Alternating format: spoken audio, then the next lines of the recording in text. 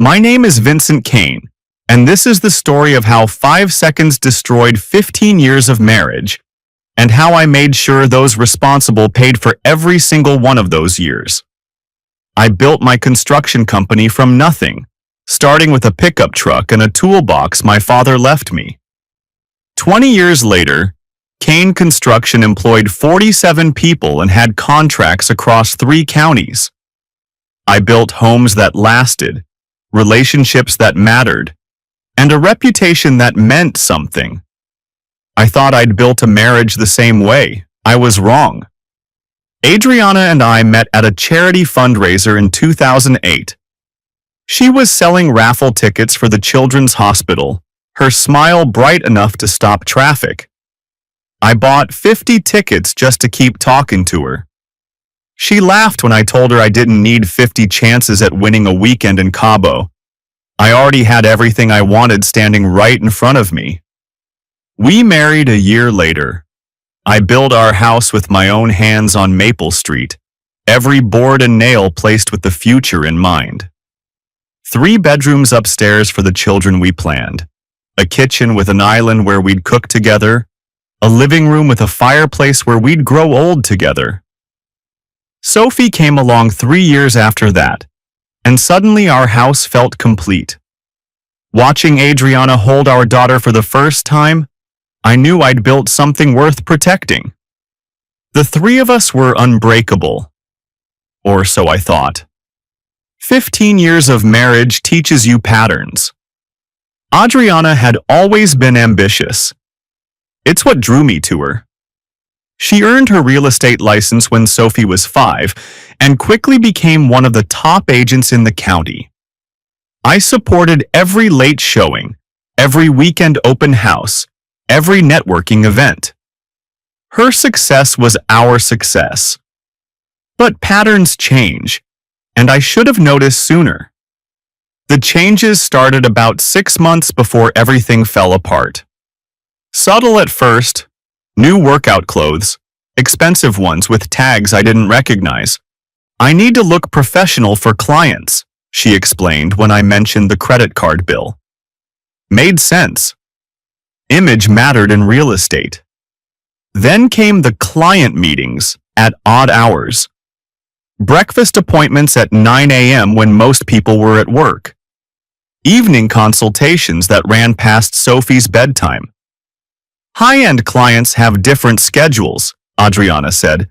They expect availability. I gave her space. My construction business was booming.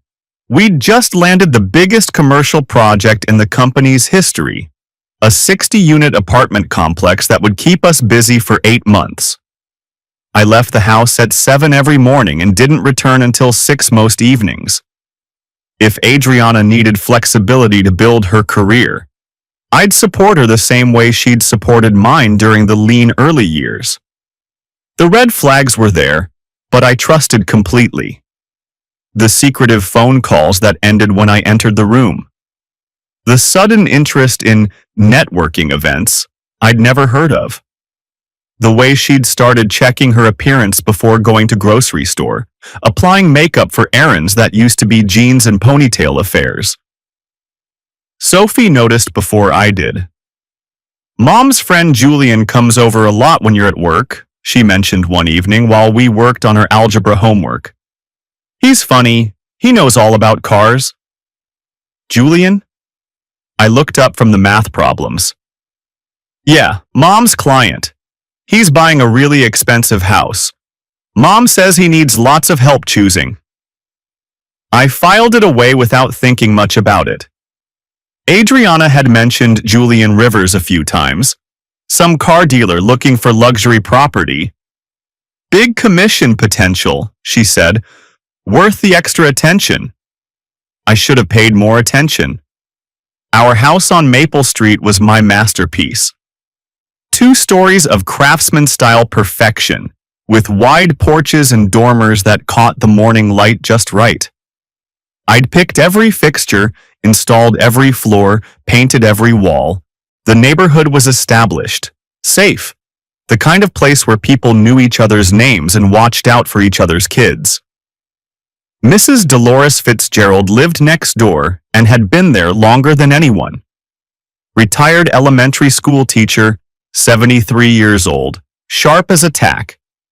She'd watched me build the house from an empty lot, attended our wedding reception in the backyard, and brought casseroles when Sophie was born.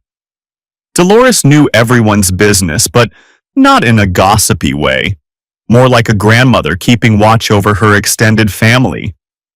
I trusted my neighborhood the way I trusted my marriage. Maybe that was my first mistake. I'd never been one for security systems or surveillance cameras. Seemed like admitting defeat, like acknowledging that the world was full of people who couldn't be trusted. I had a simple philosophy. Build something good, treat people right, and they'll do the same for you. I kept a spare key under the flower pot by the back door. Emergency purposes, if Sophie got locked out after school, if Adriana forgot her keys during a rushing morning. The flower pot was blue ceramic, hand-painted by Sophie when she was 8. It held Adriana's favorite geraniums and, underneath, a simple brass key that opened our front door.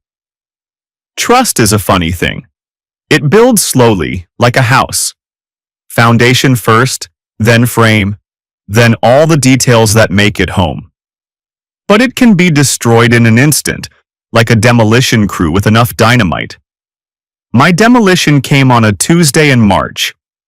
The Jameson project was running ahead of schedule. 60 luxury apartments, and we'd finish the foundation work 2 days early. I decided to call it a day at 4:30 instead of my usual 6 o'clock. The crew had earned an early dismissal, and I wanted to surprise Sophie with some father-daughter time before dinner. I pulled into our driveway just as Mrs. Fitzgerald was checking her mailbox. She waved, and I walked over to say hello. Dolores had been battling arthritis lately, and I always checked to see if she needed anything heavy lifted or light bulbs changed. "Vincent, dear," she said, sorting through her letters. "I was just wondering, when did your brother move in?" I stopped walking. "My brother?" "The tall man with the dark hair. Drives that beautiful black car." She gestured toward our house. "I've seen him coming and going all week. Has his own key and everything. Seems very nice." 5 seconds. That's how long it took for my world to change completely. 5 seconds to process her words. 5 seconds to realize I don't have a brother. 5 seconds to understand that a stranger had been using a key to enter my house. 5 seconds to feel 15 years of trust crumble like a controlled demolition. "Mrs. Fitzgerald," I said carefully, "what did this man look like?" "Oh, very handsome. Expensive clothes like a businessman. Maybe 40 years old. He usually arrives around 10 in the morning, stays a few hours. Always lets himself in with his key. Very comfortable. I assumed he was family." "What kind of car?" "Black BMW. One of those sporty ones." "License plate?" "Let me think. Starts with JR something. I notice these things, you know. Habit from teaching school. Always keeping track of who belongs where." My mouth felt dry. "How long have you been seeing him?" "Oh, several weeks now. Maybe a month." "Usually when you're at work, dear." I wouldn't have mentioned it, but I saw him again this morning and thought it was nice that family was visiting during the day.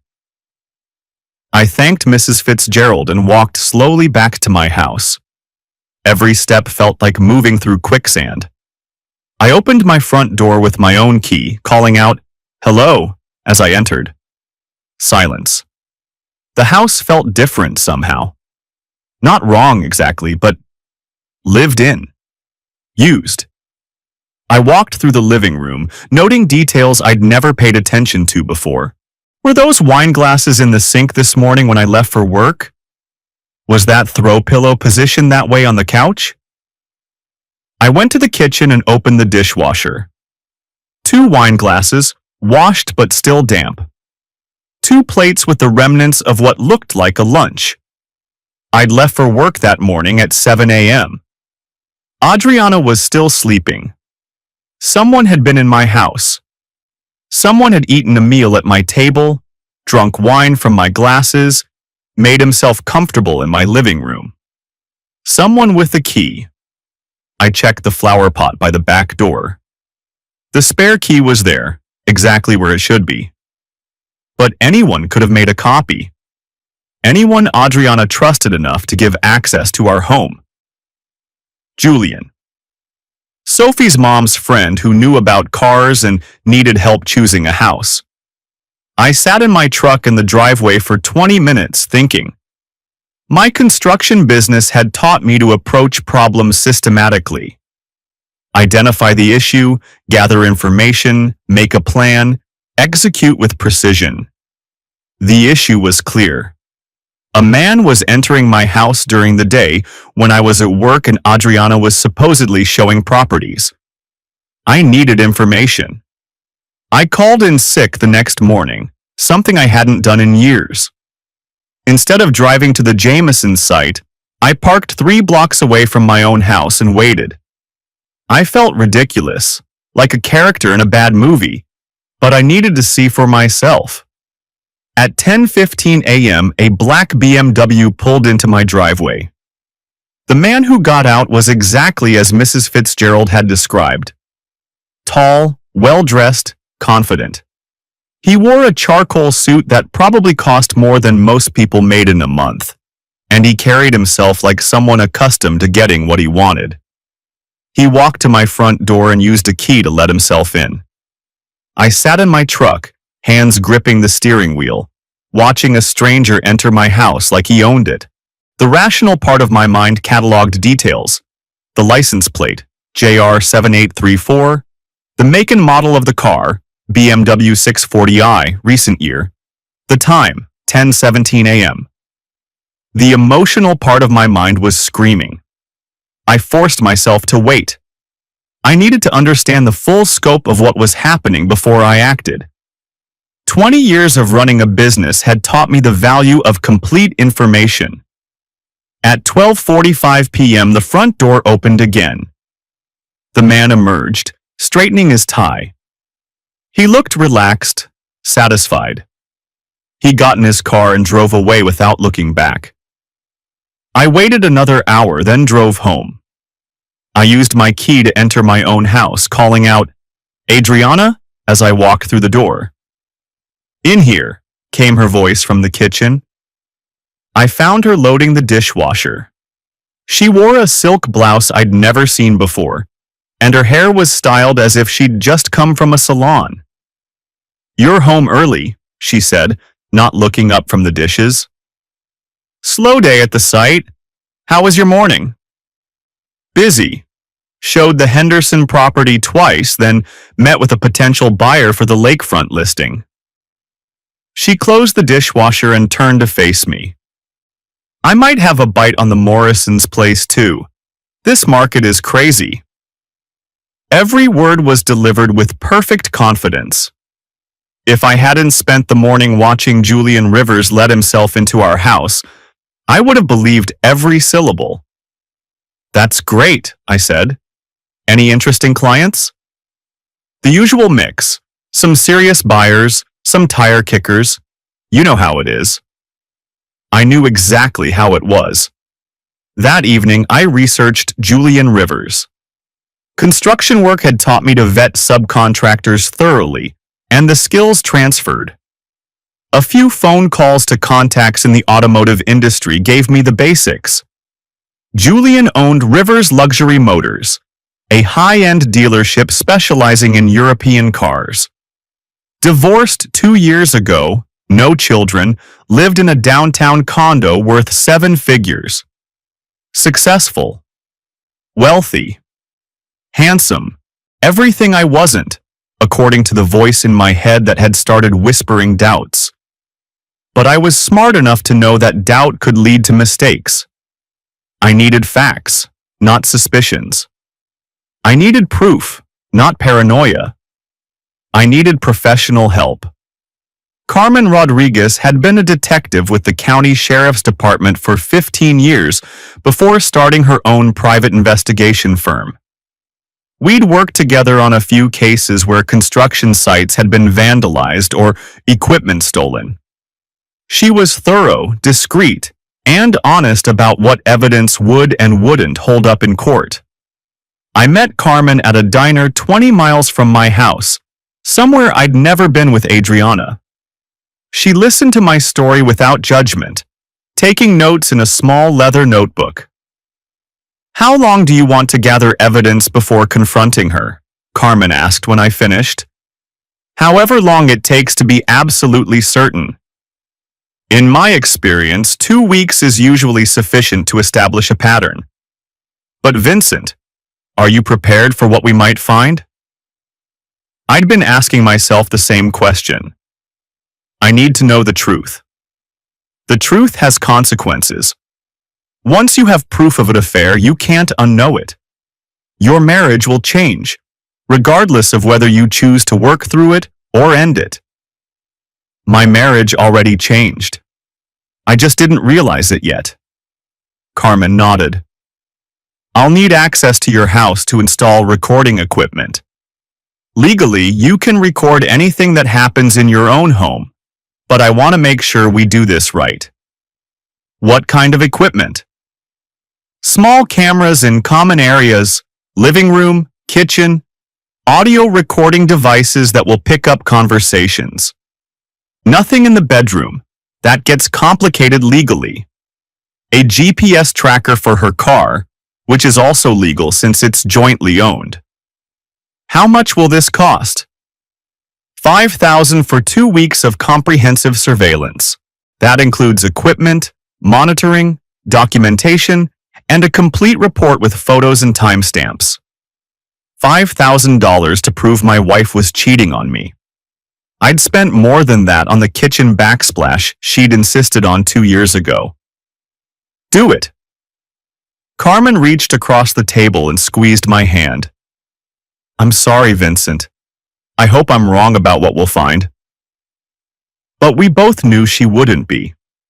The next afternoon, Carmen came to the house while Adriana was at an office meeting. Sophie was at school, and I'd told my foreman I needed to handle some insurance paperwork at home. Carmen worked quickly and professionally.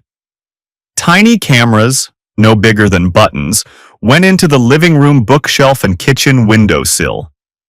Audio recording devices, smaller than deck of playing cards, were hidden behind picture frames and inside decorative bowls. Everything was wireless, uploading to secure cloud storage that Carmen and I could access from anywhere. "The beauty of modern surveillance," Carmen explained as she tested the camera angles on her tablet, "is that it's all automatic, motion-activated, high-definition video, clear audio.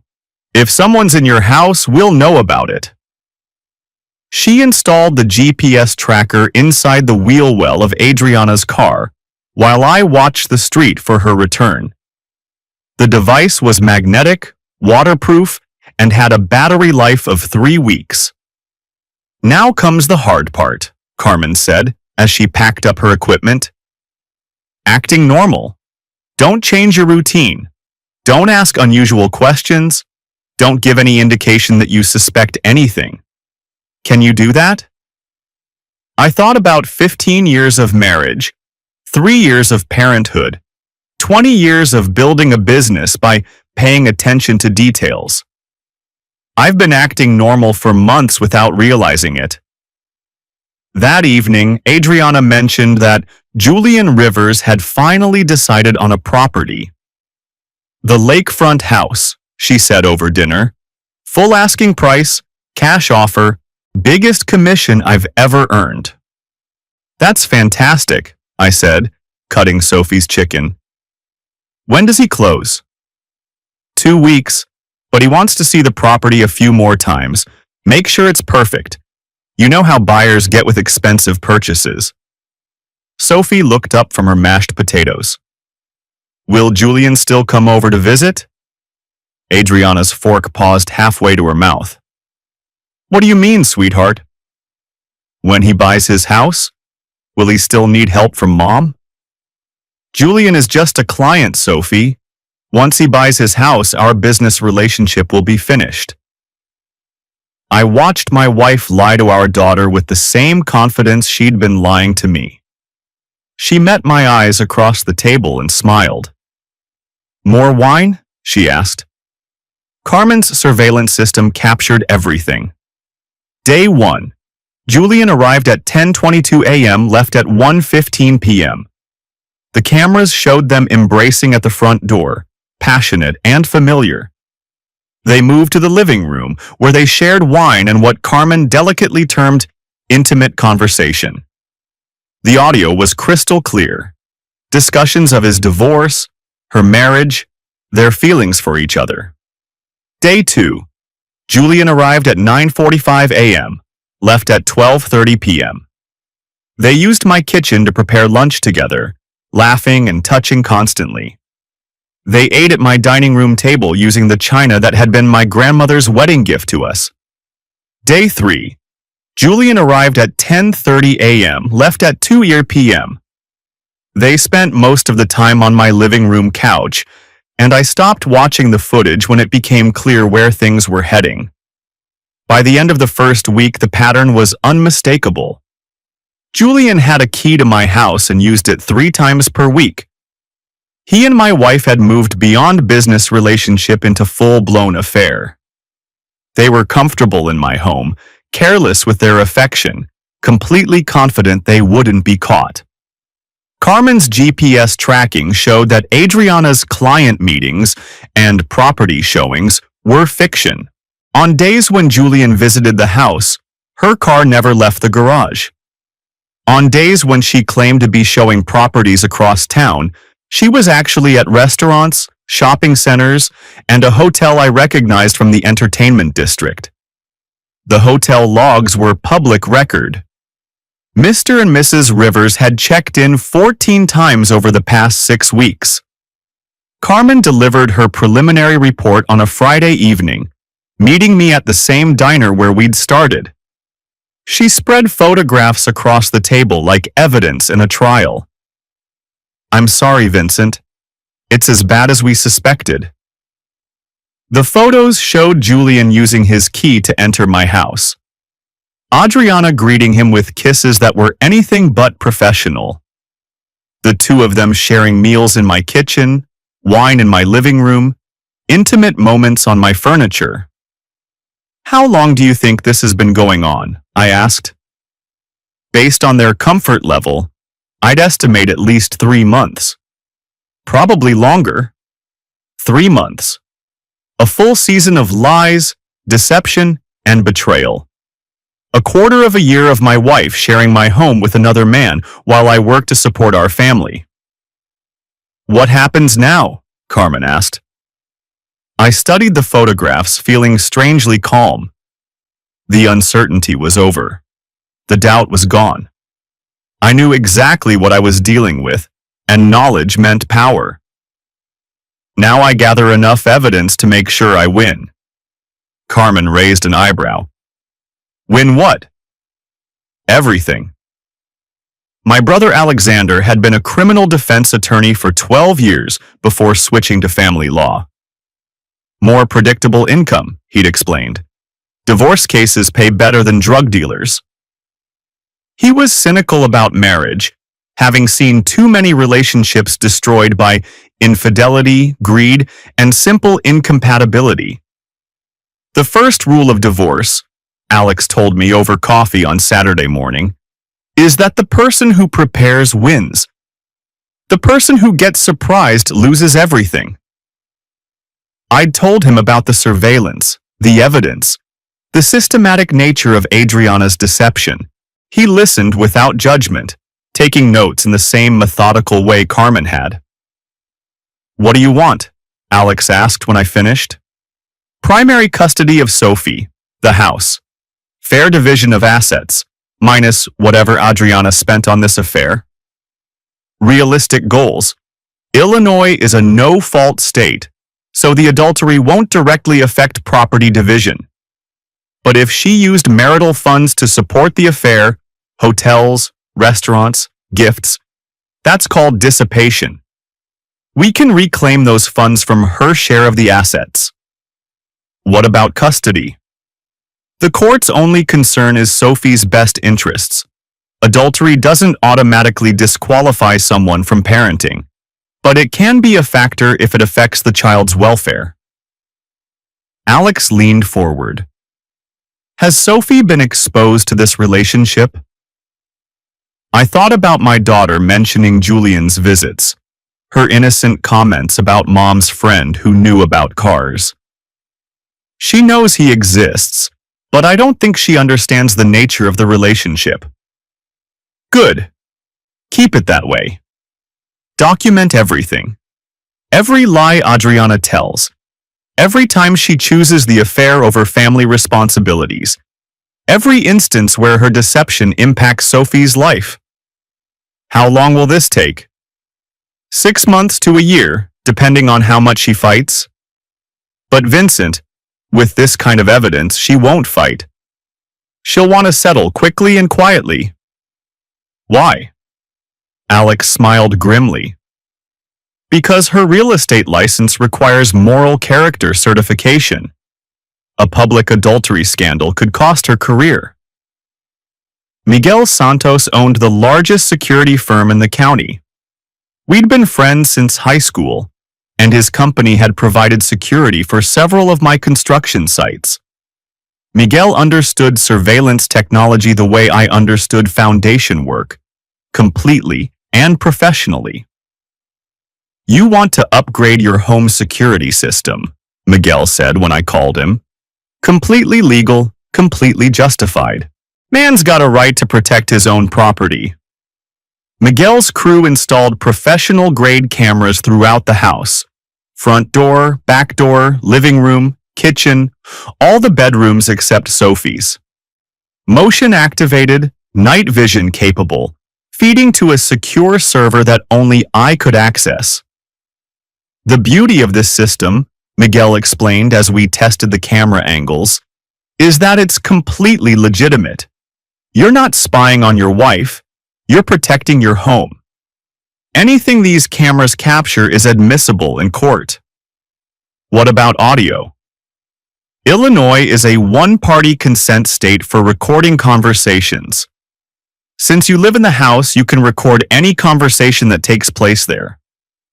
We also upgraded the GPS tracking on Adriana's car, installing a more sophisticated device that would provide real-time location data and store 6 months of travel history. If she's lying about where she goes, Miguel said, this will prove it. The new surveillance system went live on a Monday morning. By Wednesday, I had high-definition footage of Julian letting himself into my house, embracing my wife, and making himself comfortable in my living room. The audio was damning. They talked about their future together, about Julian's divorce settlement, about how much longer they'd need to be careful before going public. They discussed my work schedule, my travel plans, my obvious ignorance of their relationship. He's so focused on that apartment project, Adriana said on Thursday's recording. I don't think he'd notice if the house burned down around him. Julian laughed. Lucky for us. This is much more comfortable than my place. It won't be forever, Adriana said. Once Sophie graduates, things will be different. That's 5 years away. I know, but we have to be smart about this. Vincent's not stupid. He built his business from nothing. If he gets suspicious, what would he do? I don't know, but I don't want to find out. Too late, I thought, watching the footage on my phone from the construction site. I already knew, and she was about to find out exactly what I'd do. Carmen's investigation expanded beyond simple surveillance. She documented Adriana's lies systematically, cross-referencing her claimed activities with her actual whereabouts. The GPS data showed a clear pattern. Every client meeting was actually time spent with Julian, either at my house or at their hotel. More damaging was the financial investigation. Carmen traced credit card statements, bank records, and expense accounts. Adriana had been using our joint accounts to fund her affair, expensive dinners charged as client entertainment, spa treatments labeled as professional development, even lingerie purchases disguised as wardrobe expenses. She spent almost $15,000 of marital funds on this relationship, Carmen reported. Hotels, restaurants, gifts for him, clothes for herself, all charged to accounts you both own. $15,000. 2 years of Sophie's college fund spent on betraying our marriage. The good news, Carmen continued, is that this kind of documentation makes for a very strong dissipation claim. In Illinois, you can recover marital funds that were spent on an affair. Alex confirmed it. With this level of documentation, we can argue that she should reimburse the marital estate for every penny spent on Julian. Plus, it demonstrates a pattern of deception and financial irresponsibility. What about her real estate license? That's more complicated. The state licensing board takes ethical violations seriously, but they usually require criminal conviction or formal complaints. We'd need to be careful about how we approach that. I thought about it for a moment. What if Julian's ex-wife filed a complaint? Alex's eyes lit up. Now that's interesting. If she provided evidence that Julian used his business relationship with Adriana to facilitate an affair while he was still married. Carmen, can you reach out to Julian's ex-wife? Already on it, Carmen said. Her name is Rebecca Rivers. Divorced 6 months ago, cited irreconcilable differences, but the court record suggests there was more to the story. 2 days later, Carmen arranged a meeting with Rebecca Rivers. She was an elegant woman in her early 40s, still bitter about her divorce and very interested in learning about Julian's new relationship.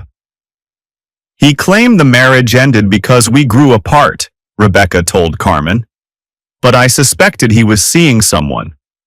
I just could never prove it. Carmen showed her the surveillance photos, carefully edited to remove anything that would identify my house or compromise our case. That's definitely Julian, Rebecca confirmed. And this woman, she looks familiar. Wait, wasn't she our real estate agent when we were looking at investment properties last year?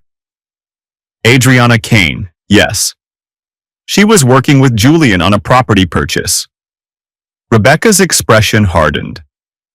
While we were still married. While she was representing both of us as clients. Conflict of interest.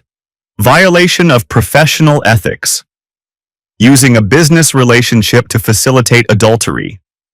Rebecca agreed to file a complaint with the State Real Estate Licensing Board, providing evidence that Adriana had used her professional relationship to begin an affair with a married client. The net was closing. By the end of 2 weeks, I had enough evidence to destroy both Adriana and Julian completely.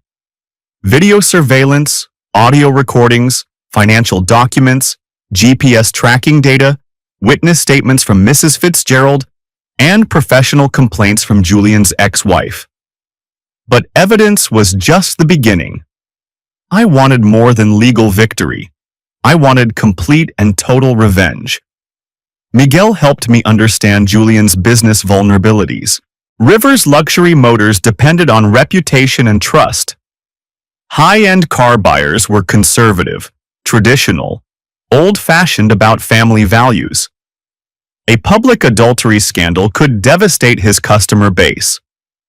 His biggest clients are successful businessmen and their wives, Miguel explained. The kind of people who buy luxury cars as status symbols. If they see Julian as the kind of man who breaks up marriages, they'll buy their cars somewhere else. Exactly. Alex helped me understand Adriana's professional vulnerabilities. Real estate agents lived and died by reputation and referrals. Her career depended on trust, integrity, and professional ethics. The licensing board complaint is just the beginning, Alex said. Once word gets out about the affair, her professional network will collapse. Who's going to refer clients to an agent who sleeps with married men? Or trust her to handle their biggest financial transaction? Right. Real estate is built on relationships, and relationships require trust. Carmen helped me understand their personal vulnerabilities. The surveillance had revealed intimate details about their relationship, their insecurities, their plans, their weaknesses. Julian is paranoid about his reputation, Carmen observed.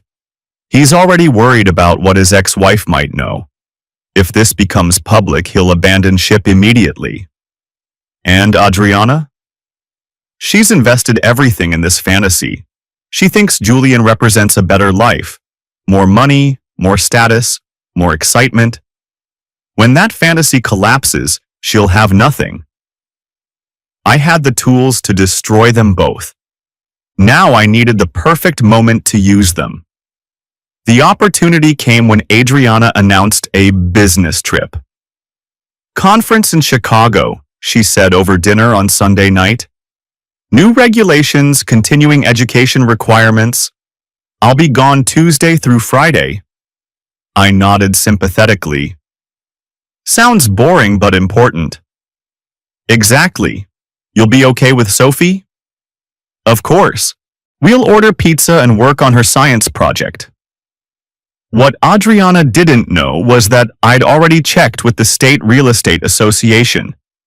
There was no conference in Chicago that week.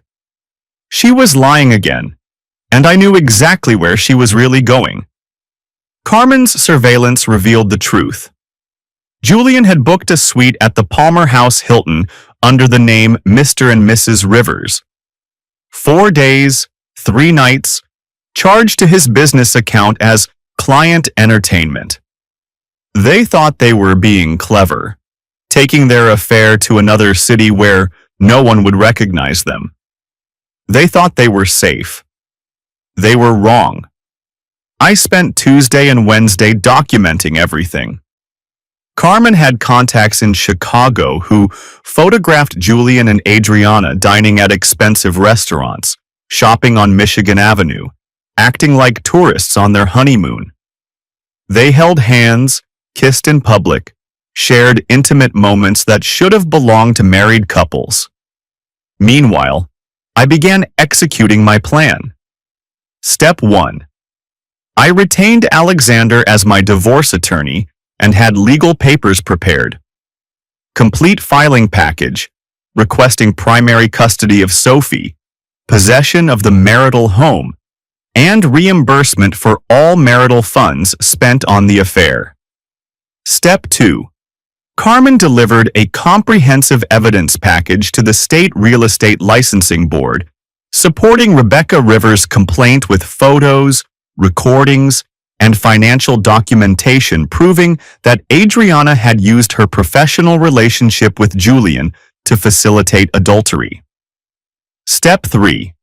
Miguel arranged for copies of the court filings to be delivered to select members of Adriana's professional network, her broker, her largest referral sources, her closest competitors who would be happy to take her clients.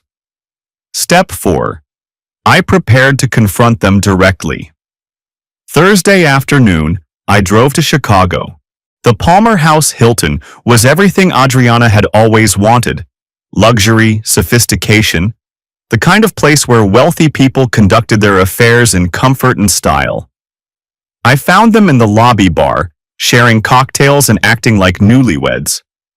Julian saw me first. His face went white, and he immediately reached for his phone, probably to call security. But I wasn't there to cause a scene. I walked calmly to their table and sat down. "Hello, Adriana." My wife's martini glass slipped from her fingers, shattering on the marble floor. "Vincent, what are you... How did you..." Find you? GPS tracker in your car? Motion cameras in our house? Private investigator following your every move for the past month. I signaled the waitress. Scotch, neat, please. Julian started to stand. Look, Vincent, I think there's been a misunderstanding. Sit down, Julian. We need to talk. He sat. I reached into my jacket and placed 2 manila envelopes on the table. Adriana, these are divorce papers. I'm filing tomorrow morning, requesting primary custody of Sophie and possession of our house. Julian, this is a copy of the ethics complaint filed against Adriana with the state licensing board.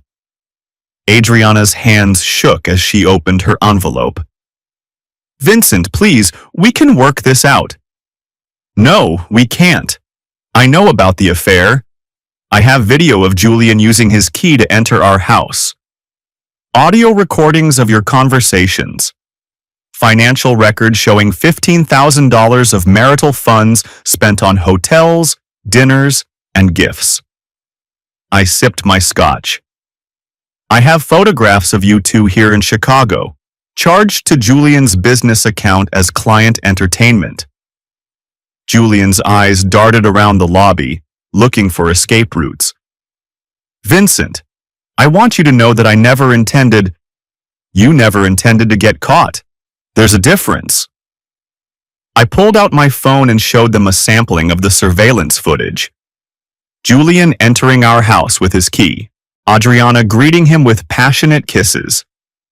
The two of them sharing wine in my living room, eating lunch at my table, making themselves comfortable in my home. This is just a preview, I said. I have hours of footage, weeks of documentation, months of evidence. The question is, what happens next? Adriana was crying now, mascara running down her cheeks. Vincent, I made a mistake. I'm sorry. I love you. You love the house I built, the lifestyle I provide, and the security of being married to someone successful. You don't love me. I finished my scotch. But that's not the point anymore. What do you want? Julian asked. I want you to understand the consequences of your choices. I placed another envelope on the table. Julian, this contains copies of all the evidence I've gathered. Tomorrow morning, these documents will be filed in court, becoming public record. By noon, every luxury car dealer in the state will know that you use your business relationships to seduce married women. Julian's face went gray. You can't. I can, and I will. Your customer base consists of successful businessmen and their wives. How many of them will trust you with their business after this becomes public? I turned to Adriana. And you'll be finished as a real estate agent. The licensing board complaint will take months to resolve, but the court documents will be public immediately. Every broker, every agent, every client in the county will know that you used your professional relationship to begin an affair with a married man. Vincent, please. There's more. I smiled coldly. Julian's ex-wife has been very helpful in documenting how long this relationship has been going on. Turns out, you two started your affair while Julian was still married to Rebecca. That makes you both adulterers who broke up a marriage. I stood up, dropping money on the table to cover my drink. Enjoy the rest of your Chicago vacation. It's the last one you'll take together. I walked away, leaving them sitting in shocked silence among the broken pieces of Adriana's martini glass. Friday morning, I filed for divorce. The court documents were comprehensive, detailed, and devastating. Carmen's investigation had provided months of evidence, meticulously documented and legally admissible. Photos, videos, audio recordings, financial records, witness statements, and professional complaints. Alex had structured the filing to maximize damage while staying within legal boundaries. We requested primary custody of Sophie based on Adriana's pattern of deception and her prioritizing of the affair over family responsibilities. We requested possession of the marital home based on my ability to provide stable housing and Sophie's need for continuity. We requested reimbursement of all marital funds spent on the affair, documented down to the penny. This is not a case that goes to trial, Alex explained as we reviewed the filing. Adriana's attorney will take one look at this evidence and recommend immediate settlement. Fighting this would be professional suicide. The licensing board complaint was filed simultaneously, supported by Rebecca Rivers' statement and our surveillance evidence. Professional ethics boards moved slowly, but the complaint would become public record, affecting Adriana's career immediately. By noon, the documents were filed and stamped. By 2 p.m., they were public record. By 4 p.m., copies had been delivered to Adriana's brokerage firm, her professional contacts, and selected members of the real estate community. I picked Sophie up from school as usual, not mentioning anything about the divorce filing. She would learn about it when Adriana returned from Chicago, and we would handle it together as a family. That evening, my phone rang constantly. Friends who had seen the court documents, colleagues who had heard rumors, family members who wanted to express support. I let most calls go to voicemail, but I answered when Miguel called. Holy hell, Vincent! You didn't just burn the bridge, you nuked it from orbit. Was there any other way? Not if you wanted to win completely. Miguel paused. How do you feel? I thought about it. 15 years of marriage ended with legal paperwork and surveillance footage. The mother of my child, exposed as a liar and an adulterer. My daughter's family, destroyed by betrayal and revenge. I feel like I can breathe again. Adriana returned from Chicago on Saturday afternoon. I was waiting in the living room when she walked through the front door. She looked terrible. Hollow-eyed, exhausted, defeated. Julian wasn't with her, and her left hand was bare. She'd removed her wedding ring. Vincent, we need to talk. I assume you've spoken with an attorney. She nodded miserably.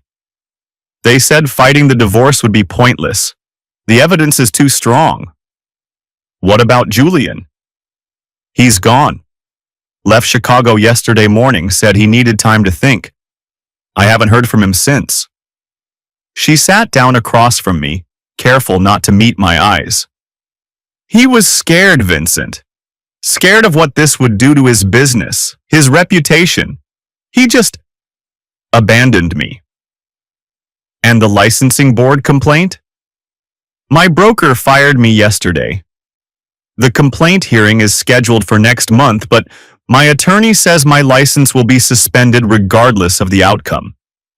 The real estate board doesn't tolerate this kind of ethical violation. We sat in silence for several minutes. This was the living room where she'd entertained Julian while I worked to support our family. The couch where they'd shared intimate moments while my daughter was at school. The space where 15 years of marriage had been systematically betrayed. What happens to Sophie? Adriana asked finally. She'll live with me.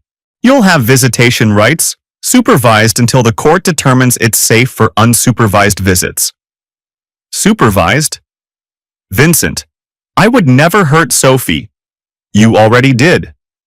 Every lie you told, every time you chose Julian over family responsibilities, every moment you put your affair ahead of your daughter's welfare. Sophie may not understand it now, but she will. Adriana started crying again. I made a mistake. I'm sorry. I know you don't believe me, but I do love you. I looked at my wife, soon-to-be ex-wife, and felt nothing.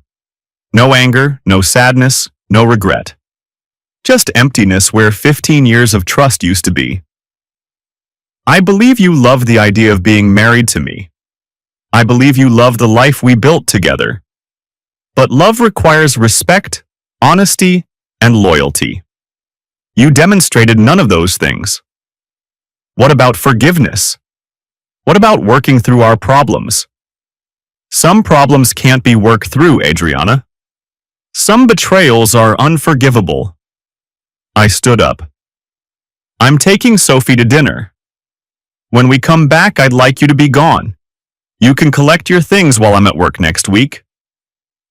Where am I supposed to go? That's not my problem anymore. Sophie took the news better than I expected. We were sharing pizza at her favorite restaurant when I explained that Mom and Dad were getting divorced. Is it because of Julian? She asked quietly. I was surprised by her question. What do you know about Julian? I'm not stupid, Dad. Mom started acting different when he began visiting. She got all dressed up just to sit around the house. She was happier when you weren't there. My daughter was 13 years old, but she'd been paying attention. She'd noticed things I'd missed, understood dynamics I'd been blind to. Yes, Sophie. Julian is part of the reason Mom and I are getting divorced. Are you sad? I thought about the question seriously. I'm sad that our family is changing. I'm sad that Mom made choices that hurt all of us, but I'm not sad about ending a marriage built on lies. Will I still see Mom? Of course. She's your mother and she loves you. We'll work out a schedule so you can spend time with her regularly. But I'll live with you? Yes. Is that okay? Sophie smiled for the first time in weeks. Yes, this is my home. You built it for us. The divorce was finalized in 6 months, exactly as Alex had predicted. Adriana's attorney never challenged any of our requests. The evidence was too overwhelming. The consequences of a public trial too devastating. I was awarded primary custody of Sophie, with Adriana receiving every other weekend visitation. I kept the house, refinancing to buy out Adriana's equity. The marital assets were divided 50-50, minus the $15,000 Adriana had spent on her affair. Adriana moved into a studio apartment across town and took a job selling shoes at a department store. Her real estate license was suspended for 2 years, and her professional network had evaporated. The woman who had once been one of the county's top agents was starting over at minimum wage. Julian's luxury car dealership suffered exactly as Miguel had predicted. The public court documents became local gossip, and his customer base began shopping elsewhere. Within 8 months, Rivers Luxury Motors filed for bankruptcy. Julian relocated to Florida, where no one knew about his Illinois scandal. Rebecca Rivers sent me a thank you card for providing evidence that helped her recover additional assets from her divorce settlement. Apparently, Julian had hidden significant assets during their divorce proceedings, and our investigation had uncovered accounts he'd failed to disclose. Mrs. Fitzgerald brought casseroles and asked no questions. She understood that some secrets were worth keeping, and some neighbors deserved privacy during difficult times. My construction business continued to thrive. The Jameson project was completed on time and under budget, leading to 3 additional contracts. Kane Construction was busier than ever, and my reputation for reliability and integrity opened doors throughout the region. Sophie adjusted to our new normal with remarkable resilience. She maintained a relationship with her mother but never asked to change the custody arrangement. Our house remained her sanctuary, the place where she felt safe and loved. 18 months after filing for divorce, I met Isabella Morrison at Sophie's school. She was Sophie's 8th grade English teacher, a woman who understood books and words and the power of honest communication. She was nothing like Adriana, quiet where Adriana had been flashy, genuine where Adriana had been performative, steady where Adriana had been chaotic. "Your daughter is remarkable," Isabella told me during a parent-teacher conference. "She has an unusual maturity for her age and an impressive ability to see through nonsense. She's been through some difficult experiences lately. It shows in her writing. She has a strong sense of justice and loyalty. Those are rare qualities." We began talking after that conference. Coffee dates that became dinner dates that became a relationship built on honesty, trust, and mutual respect. Isabella knew my story, the whole truth about Adriana, Julian, and the systematic revenge I'd orchestrated. She understood why trust mattered, why loyalty was non-negotiable, why some betrayals could never be forgiven. "You protected your daughter and yourself," she said one evening as we walked around the neighborhood I'd called home for 15 years.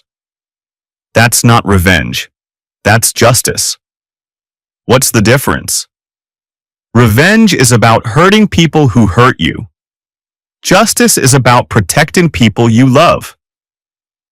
3 years after Mrs. Fitzgerald's 5-second revelation changed my life, I proposed to Isabella in the living room where Adriana had betrayed our marriage. Sophie was there as my best woman, holding the ring box and grinning like she'd planned the whole thing. "I love you, Vincent Kane," Isabella said as I slipped the engagement ring onto her finger. "I love your honesty, your loyalty, and your willingness to fight for the people you care about." We married 6 months later in the backyard of the house I'd built with my own hands. Sophie walked Isabella down the aisle, and Mrs. Fitzgerald provided flowers from her garden. Alex officiated, and Miguel handled security. Carmen attended as a guest, bringing her wife and children. Adriana was not invited. The last I heard, she was still working retail and living alone. Julian had remarried in Florida, and Rebecca had moved on with her life. The licensing board had reinstated Adriana's real estate license, but her reputation never recovered. Some mistakes are permanent. As for me, I'd learned that trust is like a house. It must be built carefully, maintained constantly, and protected fiercely. But unlike a house once destroyed, trust can never be rebuilt the same way twice. I'd also learned that justice comes in many forms. Sometimes it's a court verdict, sometimes it's professional consequences, sometimes it's natural results flowing from poor choices. But the most satisfying justice is simply living well, building something better, and refusing to let betrayal define your future. My name is Vincent Kane. I built a construction company that employs 63 people. I built a house that stands as solid today as when I first laid the foundation. I built a family that survived betrayal and emerged stronger. And when someone tried to destroy what I'd built, I built something better to replace it. Some foundations can't be shaken. Some men can't be broken. Some justice can't be denied. I learned all of this in 5 seconds, standing beside Mrs. Fitzgerald's mailbox on a Tuesday afternoon in March, listening to her ask about my brother who didn't exist. 5 seconds to realize my marriage was a lie. 3 years to build something true. The rest of my life to protect what matters. And if anyone ever threatens my family again, they'll discover exactly what kind of man builds with his hands and protects with everything he has. My name is Vincent Kane, and this is my story. Epilogue. 5 years later, Sophie graduated high school as a valedictorian. Her graduation speech was about resilience, integrity, and the importance of choosing the right foundation for your life. She thanked me for showing her that sometimes the best response to betrayal is simply building something better. Isabella and I had 2 children of our own, twin boys named James and William. Sophie helped raise them, teaching them about loyalty, honesty, and the importance of keeping your word. The house on Maple Street remained our sanctuary. I'd added a workshop where the boys could learn to build with their hands, and a garden where Isabella grew vegetables for our family dinners. Mrs. Fitzgerald still lived next door, now 91 and still keeping watch over the neighborhood. Adriana attempted contact several times over the years, always asking for forgiveness, always wanting to work things out. I never responded. Some bridges, once burned, should stay burned. Kane Construction became Kane & Sons when Sophie expressed interest in joining the business after college. She had my eye for detail and Isabella's way with words, perfect qualifications for handling client relations and project management. The company had grown to employ over 200 people across 4 counties. We built homes, commercial buildings, and entire subdivisions. Every project carried the Kane reputation for quality, reliability, and absolute integrity. But the most important thing we built was a family that understood the value of truth. Some stories end with forgiveness and reconciliation. This isn't one of those stories. Some betrayals are too complete, some lies too elaborate, some damage too permanent for healing. Sometimes the only appropriate response is absolute justice, systematic consequences, and the determination to build something better from the ruins. Adriana made her choices. Julian made his. I made mine. They chose deception, betrayal, and selfish pleasure. I chose truth, protection, and permanent consequences. History will judge which approach led to a better life. My name is Vincent Kane. I am a builder, a father, and a man who learned that trust is the most valuable thing you can build, and the most important thing you can protect. And if anyone ever threatens what I've built again, they'll discover that some foundations are unshakable, some men are unbreakable, and some justice is inevitable. This is my story, told in my words, built on the foundation of truth. And truth, like a house built right, stands forever. The end.